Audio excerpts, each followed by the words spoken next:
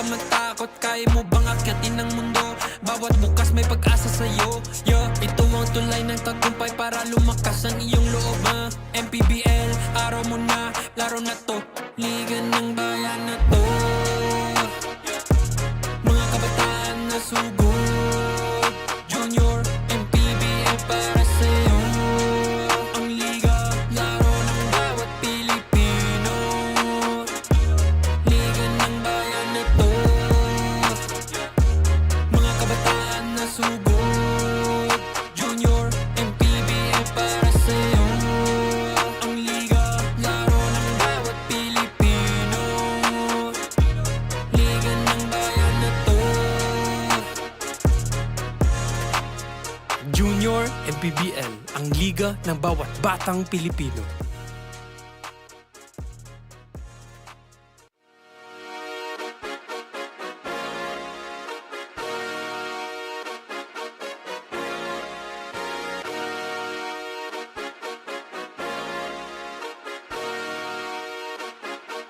Liga ng bayan na to.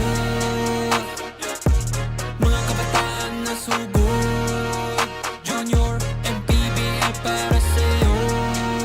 Ang liga ng bawat batang Pilipino, liga ng bayan na to. Klaro na to, huwag kang sumuko sa gustong gawin. Isang pangarap, isang tagumpay, yeah. Gabay at pag-asa ng bayan, landas pagbabago, pag-asa, ikaw ang mahalaga. Iba't iba, pero isang halaga. Nagkakaisa, nagmamahalan, nagtutulungan. Liga ng bayan na to. Mga kabataan na sugod, junior, MPBL para sa'yo. Ang liga, laro ng bawat Pilipino, liga ng bayan na to.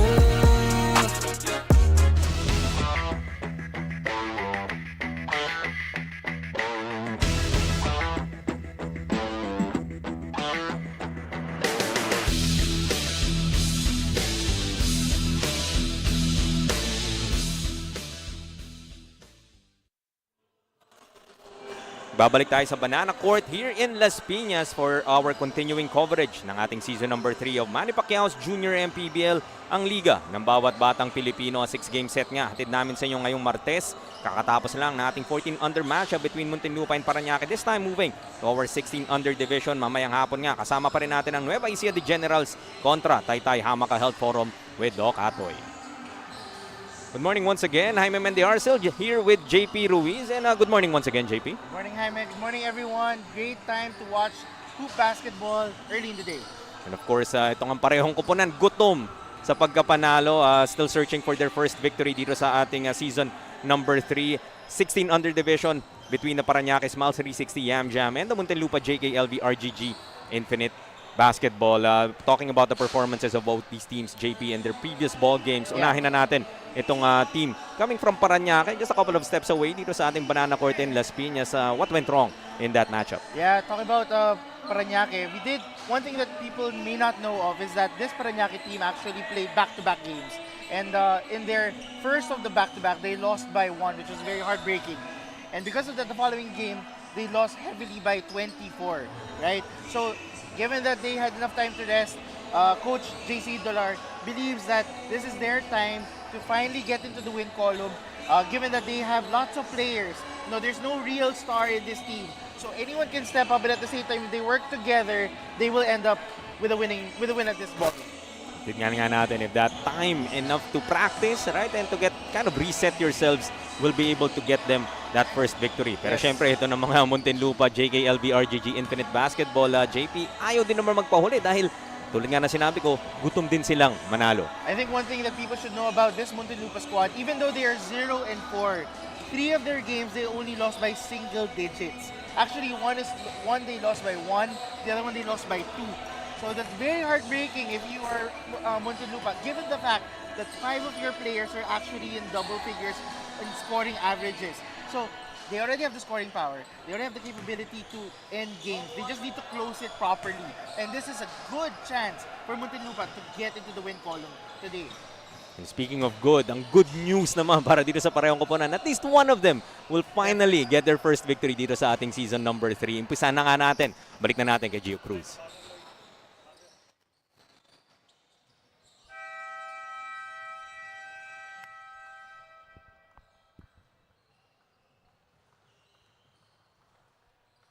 A very good morning, ladies and gentlemen. Welcome here inside the Banana Court, Las Piñas City, as we bring you Manny Pacquiao's Junior MPBL Season 3, ang Liga ng Bawat Batang Pilipino. 16 other division featuring the Paranaque Small 360 YAMJAM and MUNTINLUPA JKLV RGG-INFINITE basketball.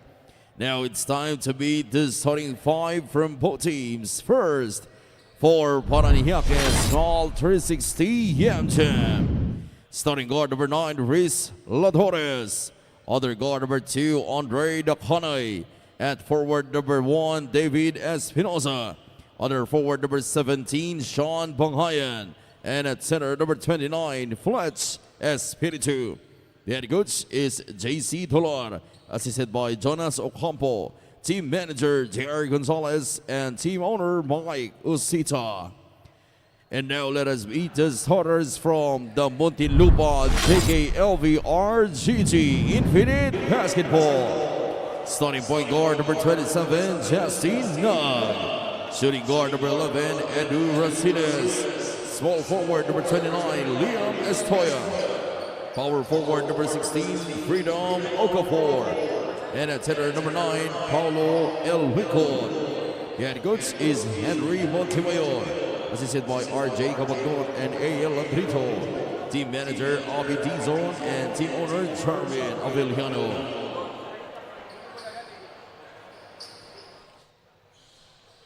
Officiating this ball game, Nino Perez, Eric Timapanag, and Nino Barcenas. Junior MPBL Executive Director, Mr. Jer Navarro. Junior MPBL Commissioner, Mr. Keith Picasso.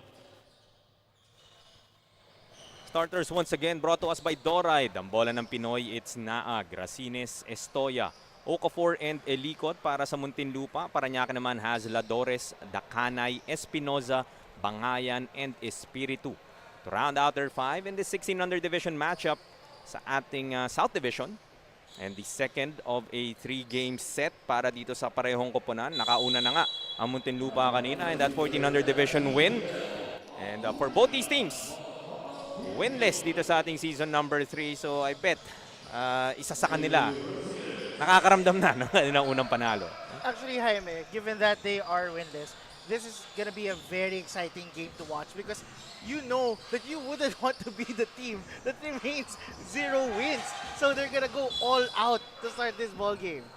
Ito na eh. Ito na yung nahanap mo talaga na opportunity, right? Throughout the season so far, 0-4 para dito sa Muntinlupa, 0-6 para dito sa Paranaque. So I agree. It certainly is a matchup that neither team would want to be at the bottom of that win-loss column. 2-0 start. Muntinlupa ang makakauna dito. Sabi mo nga, they've had a couple of games where they almost were able to get that victory. Same with Paranaque, especially in that game against Mindoro. We see Freedom Okafor, all the freedom in the world to get those 2 underneath. Yeah, definitely good effort there for Freedom Okafor.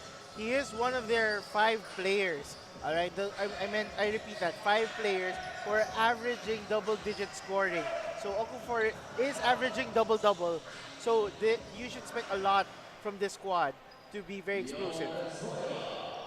Not surprising, itong umpisa nitong Muntinlupa, 6-0, and it's 3 players getting 1 field goal each.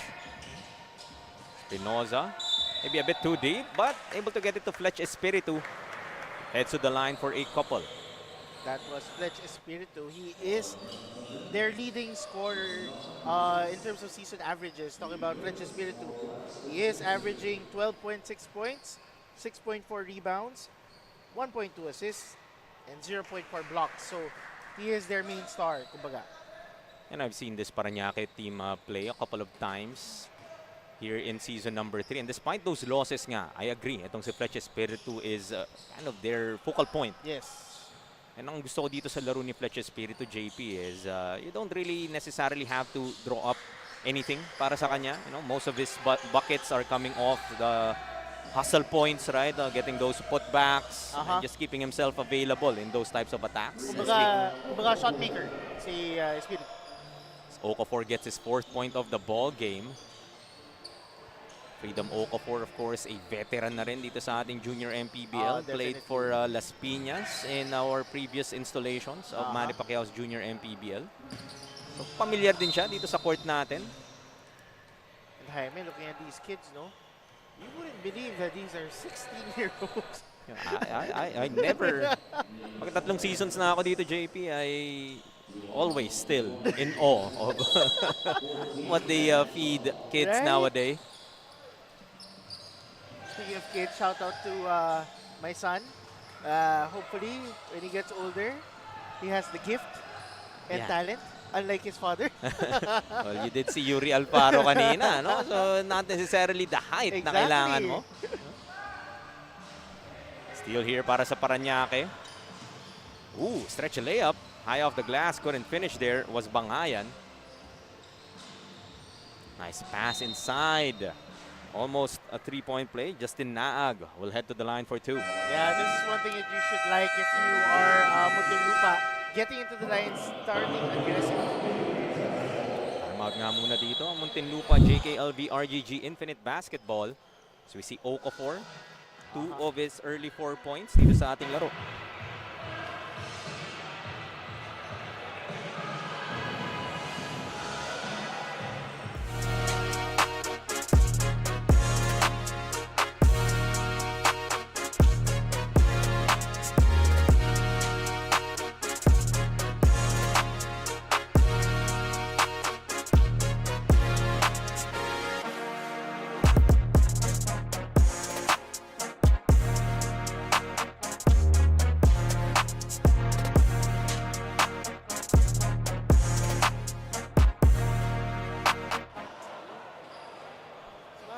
Before we resume our first quarter of action, a look at our young fan na magwawagi ng ating Chef's Magic goodies.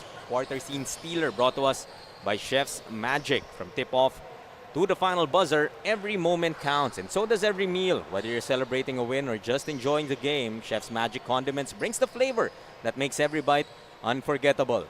Chef's Magic, make every meal a magic moment. Naag for a charity split. Bante pa rin dito ang Muntinlupa.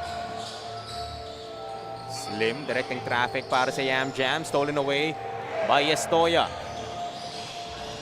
Counter steal para sa Parañaque. Great recovery there for Lim after that turnover. Leads the break. Nice handoff. And the finish. Great fast break play there by Parañaque.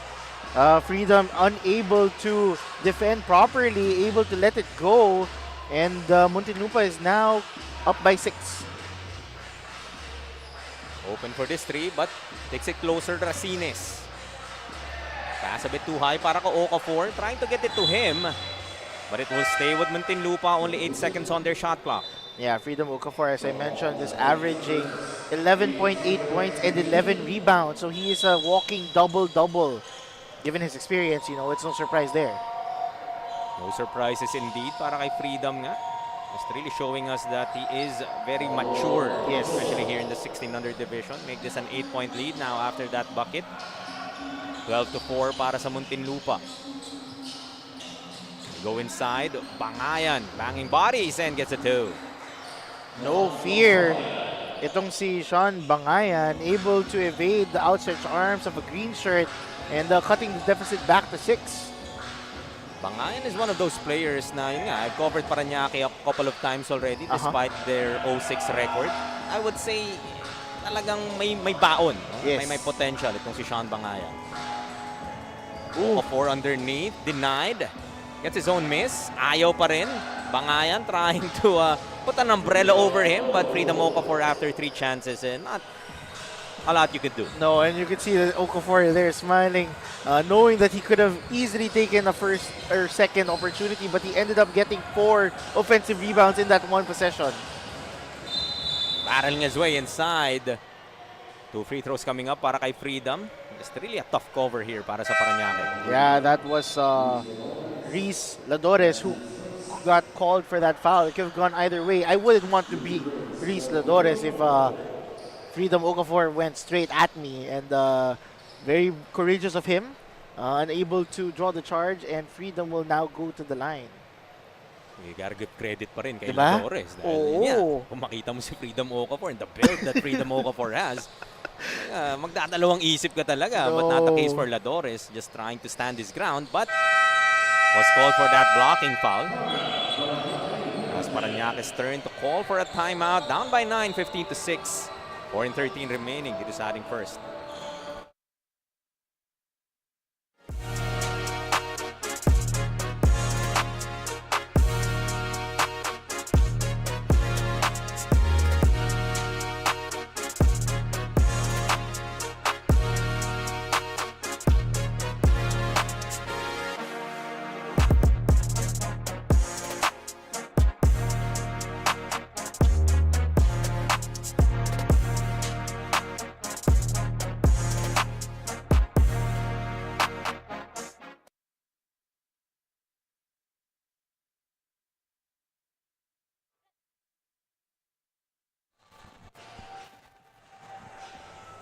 .13 remaining.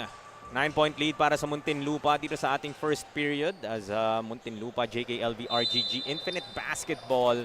Magang maalagwa dito, JP, and nakikita mo talaga yung weapon of Freedom Okafor working wonders here para sa Green Shirts. Yeah, but as I mentioned, Freedom Okafor isn't the sole contributor for Muntinlupa despite their 0-4 record. No, there are players that we should watch out for. And some of them are on the floor. Talk about Eduardo Racines, who in their last game scored 22 big points on a losing effort. And the other players who aren't yet on the floor are Simon Salvacion, who averaged 11.5 points. Matthew Aceldo, who averaged 13.5 points. And so far, the leading scorer, who I haven't seen yet, is Roy Caballero with 26 big points average. Favorite player namin ni Justin Almeida dito sa Muntinlupa. Every time we know we're covering a Muntinlupa game, JP. Tapos, yun. We're already looking forward to see Roy Caballero. Or as Justin likes to call him, Roy Cabs. And if you will see him on the floor, I'm not sure if you've had a chance to cover itong Muntinlupa in the past. I would say top 3 most exciting players dito sa ating junior MPBL. Wow. Haven't had the chance to step on the floor just yet as Natividad misfires from outside. Espiritu denied there by the big boy of Muntinlupa. That was a Roy Adrian Balage. Great stop there. Presence of mind for the Green Shirts. Another player that will make us question the 16 under division. Talagang look at the size of Balage. Right? Racines, bit for the easy 2. Yeah, talking about Racines earlier, he was the leading scorer in their previous timeout with 22, averaging 12.7. So expect more from this kid. Elbow jumper will miss para kay Espiritu, but there is Bangayan to clean it up. Yeah, Sean Bangayan, no fear. 3 players in front of him could have gotten an N1 opportunity there, according to Coach Dolyar. Go to the other side. Balage on the block. Now Naag. Good ball rotation here para sa Muntinlupa. Estoya's jumper though won't fall. Rebound battle. It will go back to Parañaque. Ayala checking in para kay Ladores. And a couple of substitutions here para sa Muntinlupa. Number of players in for the first time. Avellano Ferreros together with Max Lacaba. Green Shirts are going on a 2-3 zone here. Fighting from outside and getting that 3 to fall is Jacinto. This is Charles Jacinto for Smile 360 YAMJAM.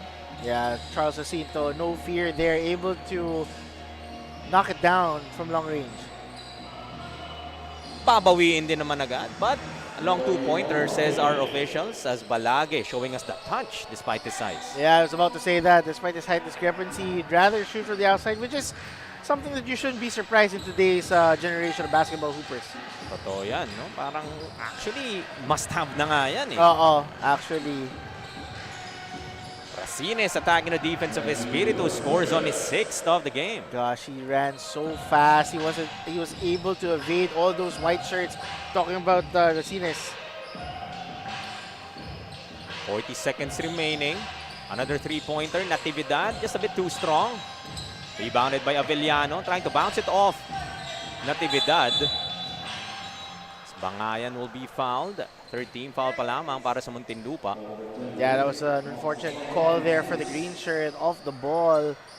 Another possession goal for the white shirts. And one thing that you should notice about Coach JC Dolyar about this specific 16 team is that they are given the free range to shoot from long distance. And unfortunately there for Jacinto, but they are given the green light to shoot how much shots they have because that's been working for them. It's part of their arsenal. Couldn't make it back-to-back hits para kay Balage. Last shot time para dito sa Parañaque. Go to Charles Jacinto. Takes a peek at the clock. Looking underneath, but Racines able to deflect that. They will inbound from the baseline. 5.5 to shoot. Yeah, if you're Parañaque, you have to come up with a very accurate opportunity here. Don't make it too hard on yourself.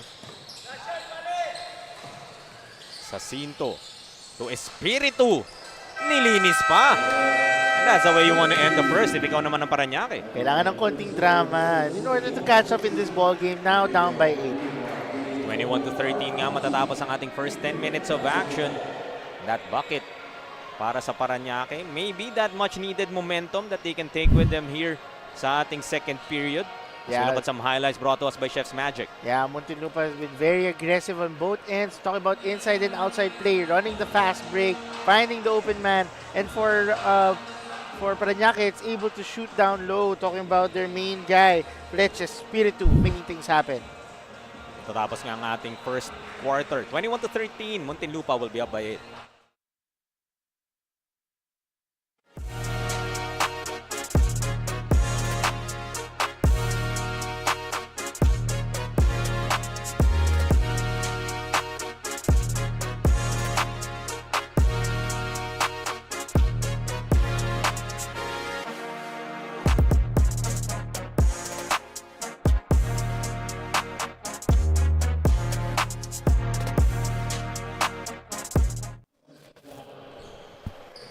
We're on to our second period in the 16-under matchup between Muntinlupa and Parañaque. The second of a 6-game schedule ngayong Tuesday.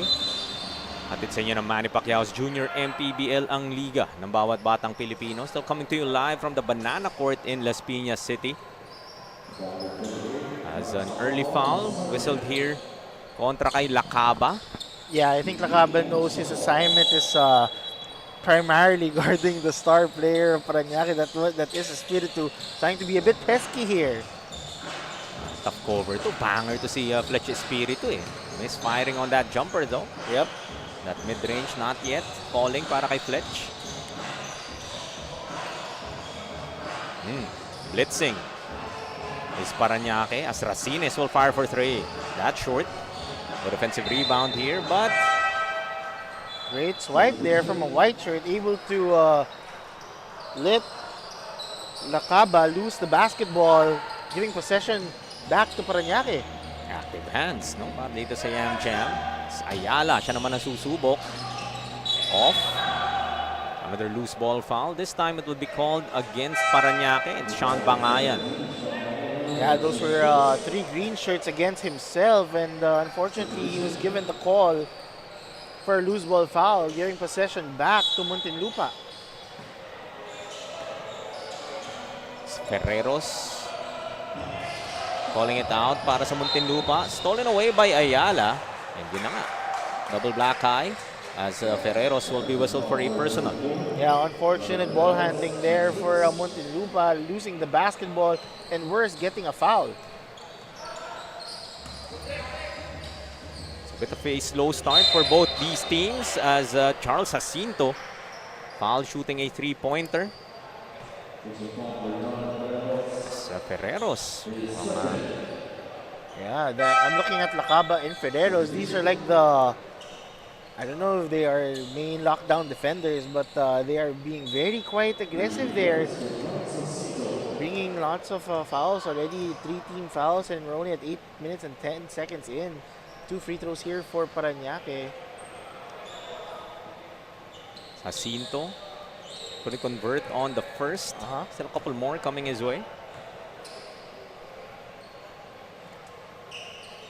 And so far, we're looking at these players on the floor, talking about Muntinlupa. I believe none of them are from the mentioned group of players with double figures in scoring. So more exposure, more opportunity for these players of Muntinlupa to showcase their talent.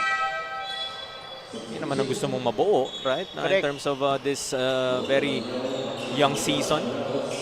Let's see who else will be able to provide that spark. Talking about itong Muntinlupa. And speaking of spark. Yes, he's here.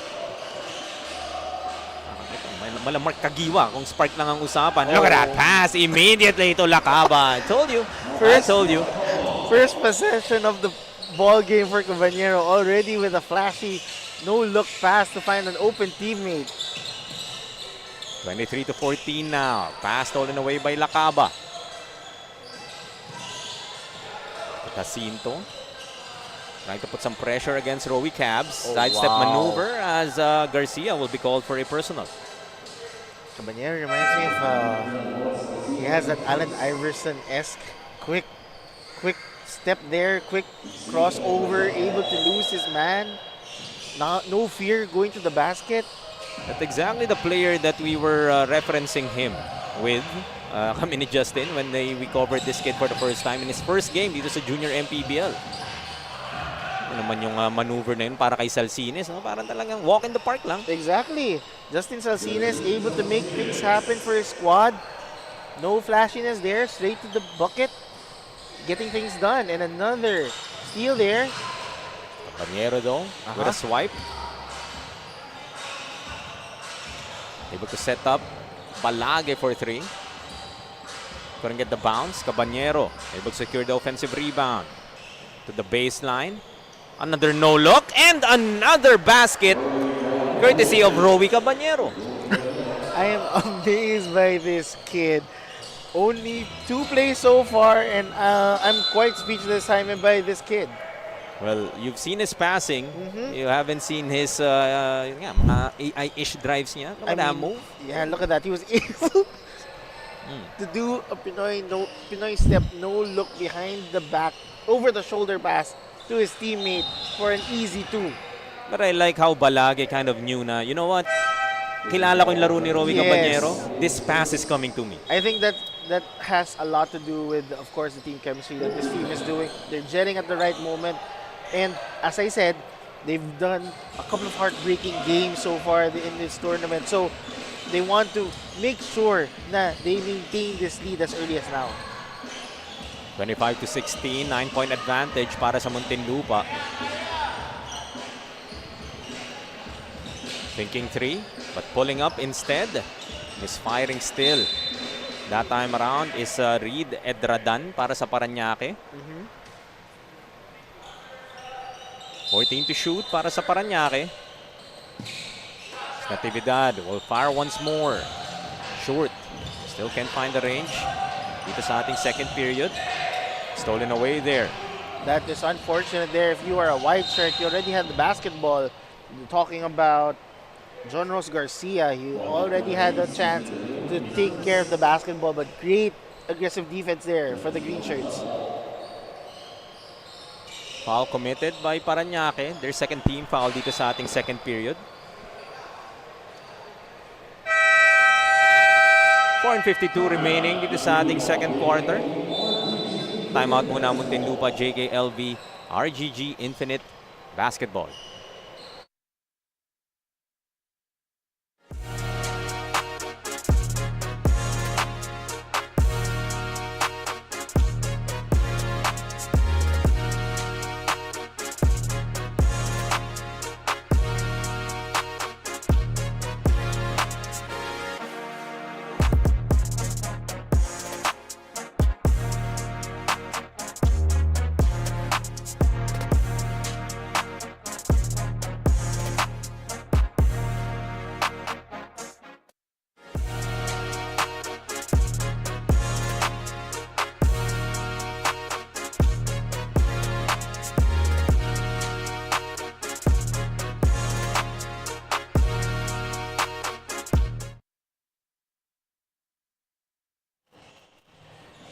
25-16, the Muntinlupa JKLV RGG-INFINITE basketball. Sila by 9 kontra PARANAQUE. Smile 360 YAMJAM. Cabanyero. Got the 3 to go, but tumapak sa kanyang sideline. Oh, that was very unfortunate for Cabanyero. He already had the opportunity and had the hot hand ready, but a foot on the line, unable to convert. A number of games have been played dito sa Banana Court, no? But I still see that sideline being a thorn on the sides of players. De Leon gets that 3-pointer to go. So hindi talaga tumitigil itong PARANAQUE. Like you said, JP, they have the ultimate green light to fire those 3-pointers. No, they do. The coach is not telling them to take inside shots. They have the opportunity. If you're open, take it. That's 2 out of 9 from beyond the arc para dito sa PARANAQUE so far, as another player running out of space. Yeah, I believe that was a Kirby Tabilangon. Okafor back in the contest, flashing us a smile. Upo muna si Tabilangon para dito sa Muntinlupa.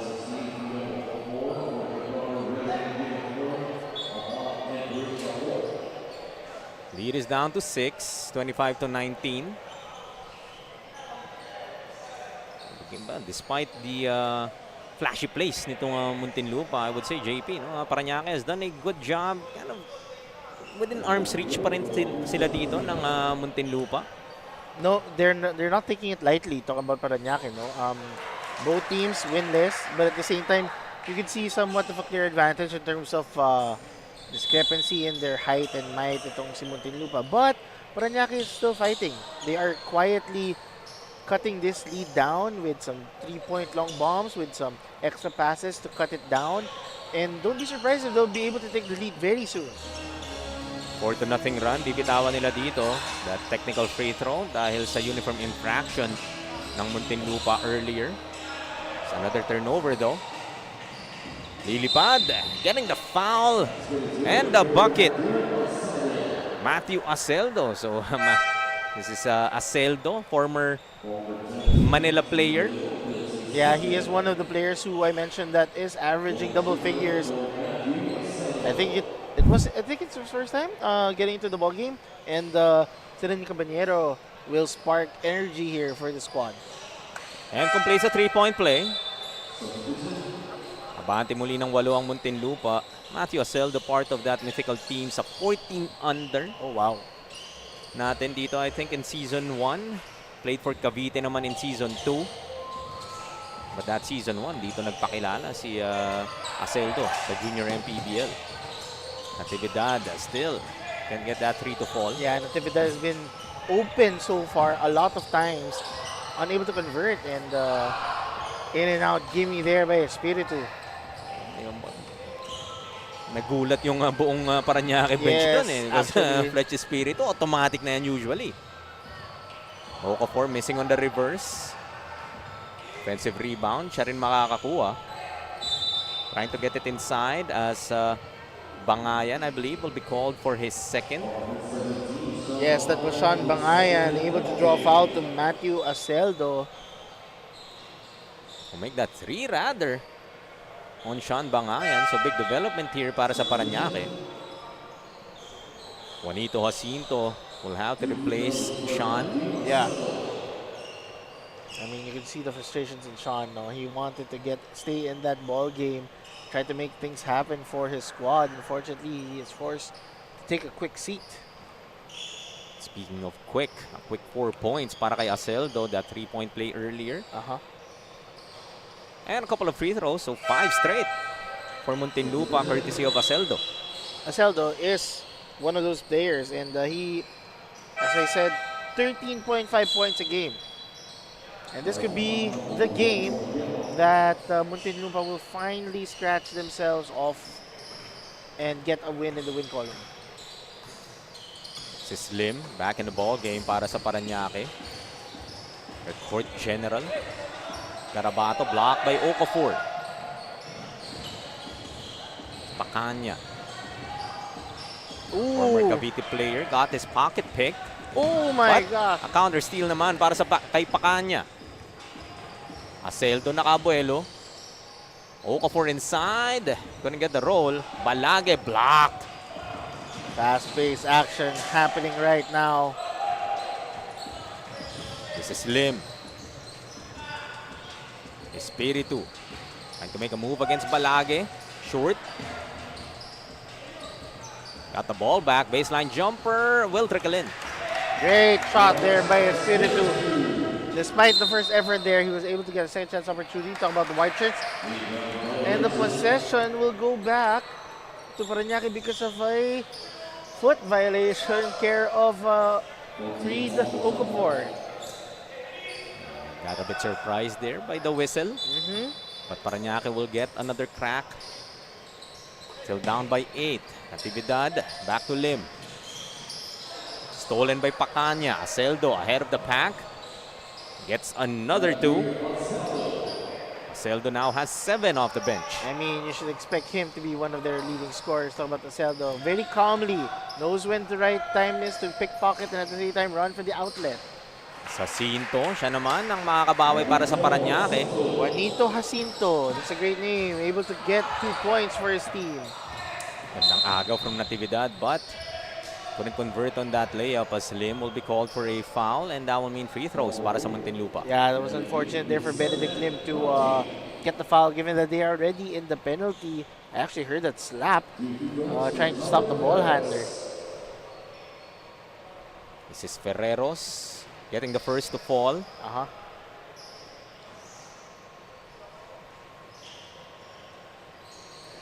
Make that 2 out of 2.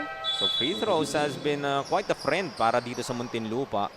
8 out of 9 so far in this ball game. Very accurate for Muntinlupa. Again, they're trying their best to not only get extra possessions, but at the same time, make sure that they convert if they're on the free throw line. Espiritu once again finds an opening. That time gets it to fall. Espiritu calmly but surely becoming the go-to guy as he is for Parañaque. 8 points to go for rebound so far para kay Fletch Espiritu. Aceldo once again finds an opening. 9 now for Aceldo. He is very shifty in terms of his ball movement with the basketball, able to evade the defender. Couple of seconds remaining. Had to put it up was Garabato as the buzzer sounds the signal. The end of our second period. Muntinlupa now up by double digits, matching their biggest lead at 10, 36 to 26. Parañaque's now 360. YAMJAM continuing to try and inch closer. Some highlights once again brought to us by Chef's Magic, beginning with that pass from Roby Cabañero. Oh, definitely. Roby Cabañero, it's my debut. It's my first time seeing Roby Cabañero, but he has been a gem for Muntinlupa. And our first half matatapos nga, it's 36 to 26. Muntinlupa up by 10.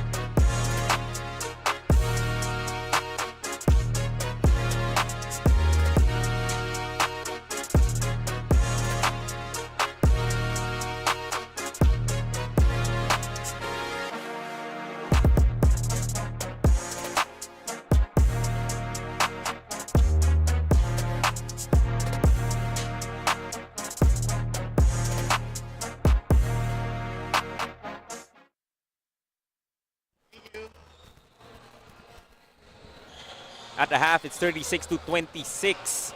Parañaque Smile 360 YAMJAM trailing by 10 kontra Muntinlupa JKLV RGG-INFINITE basketball dito sa ating 16-under matchup. Both teams searching for their first victory dito sa ating season number 3, JP. And sabi nga natin, very exciting matchup. Dun pa lang dahil parehong gutom itong dalawang koponan na to as we see Muntinlupa. A couple of highlights courtesy of Roby Cabañero. highlight assists and Parañaque naman, of course, Fletch Espiritu leading the way. And some numbers dito, JP, break it down for us. Well, most definitely the biggest thing here is the field goal percentage. Now, Muntinlupa has the capabilities of finding easier baskets, making sure that they're very high percentage buckets, mostly in the paint, able to convert.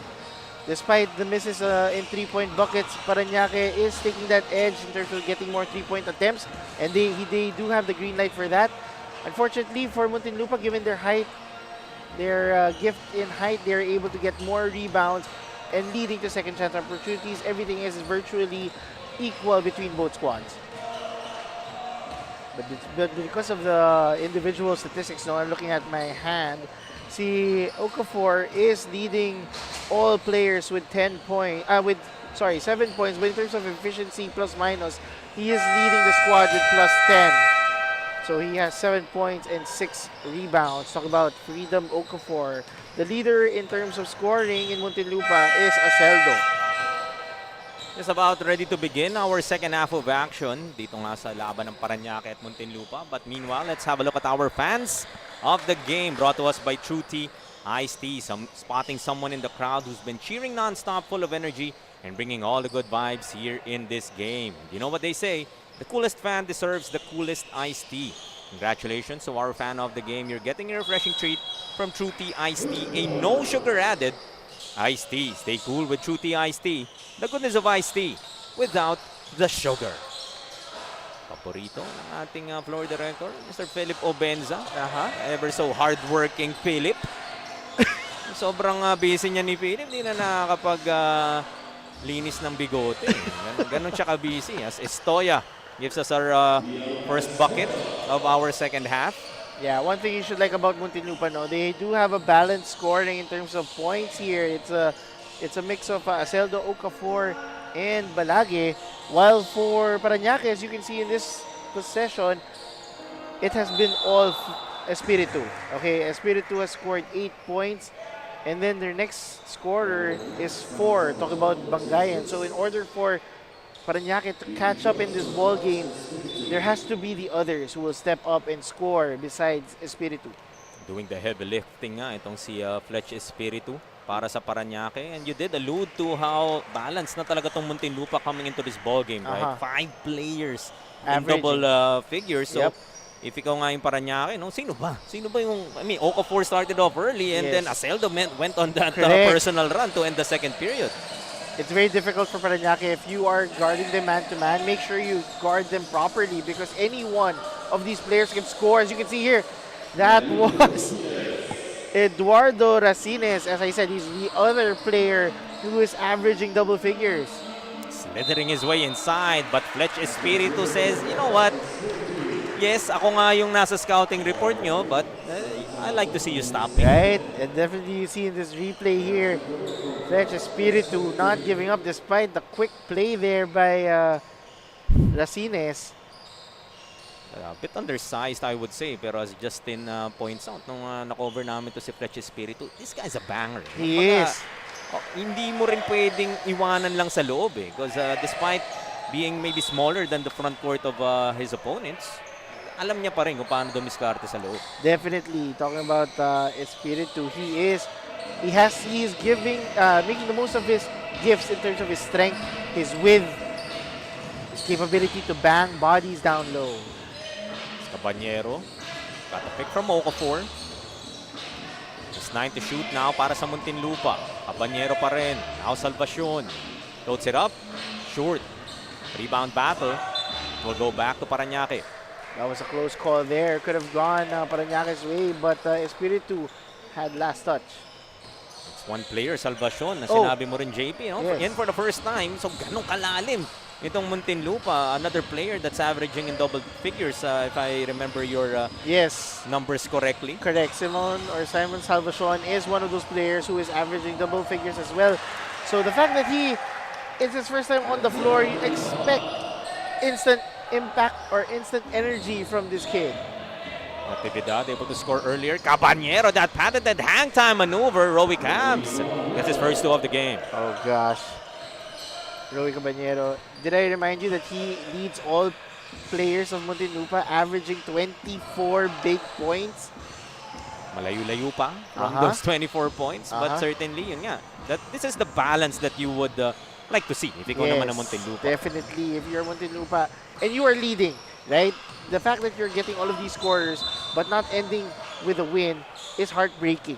So you want to make sure that you end up on top at this time out. Yes, you get those points, you get those highlights, but I'm sure Rowy Caballero would tell you, pagpapalit ko lahat yan for just a victory. I agree. So 6 and 23, nalalabi dito sa ating third quarters. Parañaque still down by 10, 42 to 32. Definitely. Even scoring dito sa ating third period, 6 apiece. Ladones calling it out para sa Parañaque. Gets the ball back, pulls up, couldn't knock it down, long rebound, makukuha dito ng Parañaque. Block that time was Levanza. Caballero no look to Salvacion for the finish. As I said, Salvacion is entering the ball game. Salvacion will get opportunities to get to the basket, and great assist there. No look once again from Caballero. Espirito will misfire. Make that 3 assists para kay Caballero. Almost a steal para kay Ladores. Racines able to get it to Okafor for the easy finish. You saw how easy that pass was. They knew the spots of where their teammates were. Great chemistry there and resulting to extending the lead further to 14. Biggest lead now para sa Muntinlupa. Ladores. That was Another a great turnover para sa Parañaque. Caballero. Faking out everyone. Rowy Caballero makes this a 16-point lead. Showing us the dimes and showing us the moves. And JP, that is our reaction. Oh gosh, First time. I'm quite speechless by this kid. He is able to evade his defender, sometimes I guess semi-bash or taunt, but to the point that his capabilities, he's able to explode properly for that squad.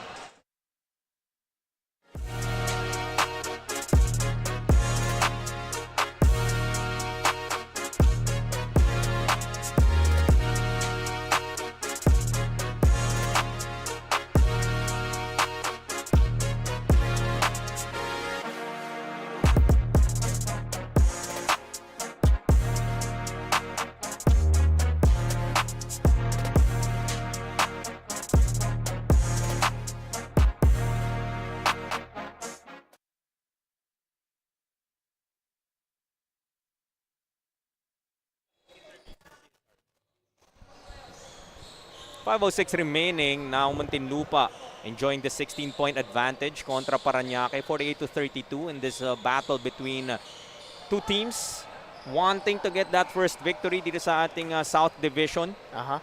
But so far it has been Muntinlupa, and the variety of yung kanila. Second half of that first quarter, you saw Racines, and then in this third quarter, you see flashes from Caballero, from Aceldo, and Salvacion. So everyone is contributing, and you are going to be very pleased if you... Meron itong si Coach Henry Montemayor for Muntinlupa. Certainly not a team na yung record nila doesn't necessarily reflect the performance that they have displayed dito sa ating season number 3. I mean, the thing that you should appreciate if you're Muntinlupa is that, yes, you are 4 losses, but you still have 7 games, right? Including this one. If you can go on a hot streak, you can definitely catch up and get that W. Parañaque, after that timeout, like to stop itong momentum nga na nabubuo na ng Muntinlupa. Jacinto. Attempt to shoot para sa Parañaque. Trying to go inside, under steal para kay Freedom Okafor. Great steal there by Okafor, going all the way. No good. It's his own miss. Powers through, but if ikaw ang Parañaque, you can't Yes. go wrong with Fletch Espiritu. And like I pointed out to you nga, JP, no?